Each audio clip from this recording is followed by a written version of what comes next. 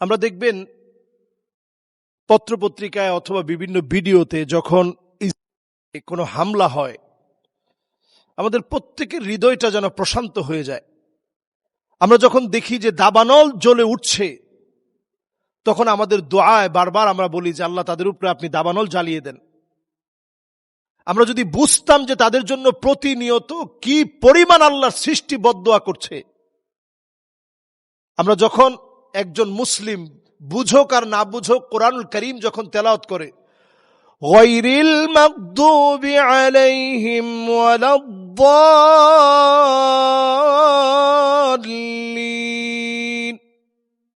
এরপরে সবাই কিন্তু মনে মনে হলেও তো আমিন বলে। প্রভ্রষ্ট ইহুদিদেরকে অভিসম্পাত করার পর মানুষ আমিন বলে চিৎকার করে উঠে। ফেরেশতাদের আমিনের সঙ্গে মিলে গেলে আল্লাহ রাব্বুল আলামিন এই দোয়া কবুল করে নেন।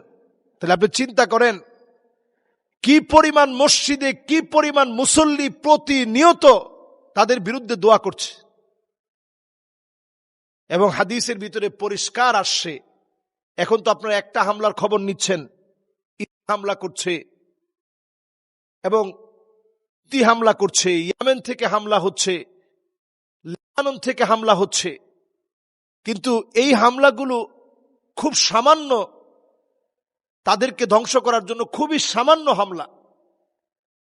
হামলা এমন হবে ইনশাআল্লাহ ইনশাআল্লাহ ইনশাআল্লাহ, রাসূলের হাদিস অনুযায়ী, রাসূল সাল্লাল্লাহু আলাইহি ওয়াসাল্লামের হাদিস অনুযায়ী হামলাটা এত ভয়াবহ হবে, নবী আলাইহিস সালাতু ওয়াস সালাম বলছেন, লা তাকুমুস সাআহ, এই দুনিয়া ততদিন পর্যন্ত শেষ হবে না,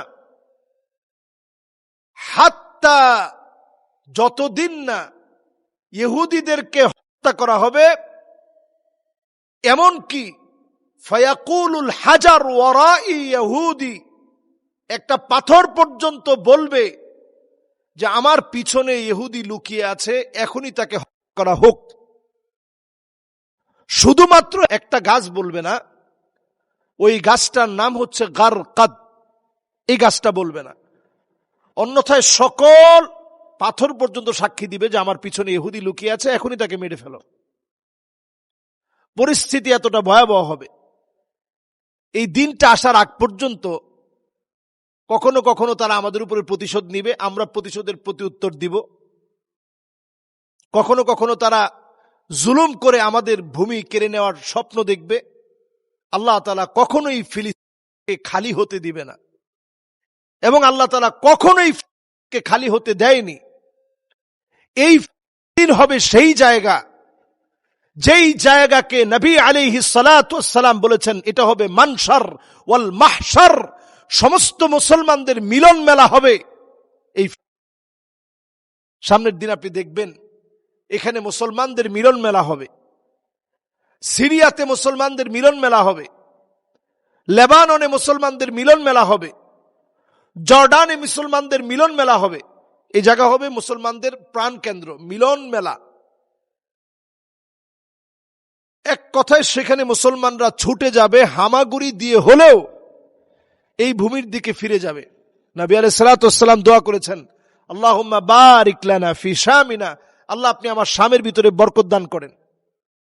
নবী আলাইহিস সালাতু ওয়াস সালাম হাদিসের ভিতরে স্পষ্ট বলেছেন, আকরু দারিল মুমিনিন, এটা হচ্ছে মুমিনদের চিরস্থায়ী একটা জায়গা, চিরস্থায়ী একটা ঠিকানা। এই চিরস্থায়ী ঠিকানা থেকে উঠিয়ে দিতে পারে দুনিয়ার মধ্যে এমন শক্তিশালী কোনো গ্রুপ নেই। আল্লাহর কাছে আমরা পানাহ চাই, আল্লাহ তাআলা যেন আমাদের এই ক্রাইসিস মোমেন্টে, আমাদের প্রাণের ভূখণ্ডকে যখন তারা কেড়ে নিচ্ছে, এই ভূখণ্ডকে আল্লাহ রাব্বুল আলামিন যেন আমাদের হাতে ফিরিয়ে দেয়। আল্লাহ রাব্বুল আলামিন যেন মুসলমানদেরকে সকল শক্তিতে শক্তিশালী বানিয়ে দেয়। আল্লাহ তাআলা যেন কবুল করে। বগুড়ার মহাস্থানগড়ে পাথরের দুধ ডাললেই মনের আশা পূরণ হয়, এ বিষয়ে ইসলাম কি বলে? এটা শুধু বগুড়ার মহাস্থানগড়েই না, এটা বাংলাদেশের আরো বিভিন্ন জায়গাতে আছে। বগুড়ার মহাস্থানগড়ে পাথরে দুধ ডাললে মনের আশা পূরণ হয়, এই জন্য অনেকেই যায় সেখানে লিটারকে লিটার দুধ সেখানে ঢেলে দেয়। সেইম এই বিষয়গুলো বাংলাদেশের বিভিন্ন জায়গায় আছে। আসলে এই জাতীয় কোনো কাজ করলে কি আসলে কোনো কাজ হয়? কোনো কাজ তো হয় না। বরং আপনি এটা মনে করে কোনো পাথরের ভিতরে আপনি দুধ যদি ঢেলে দেন, আপনি কতগুলা গুনায় গুনাহগার হলেন আপনি একটু চিন্তা করেন। এক নাম্বার, আপনি অপচয় করলেন। বাহিরে অসংখ্য মানুষ না খাওয়া অবস্থায় আছে, তাদেরকে আপনি 10 টাকা দিলে বলেন একটু কাজ করতে পারেন না?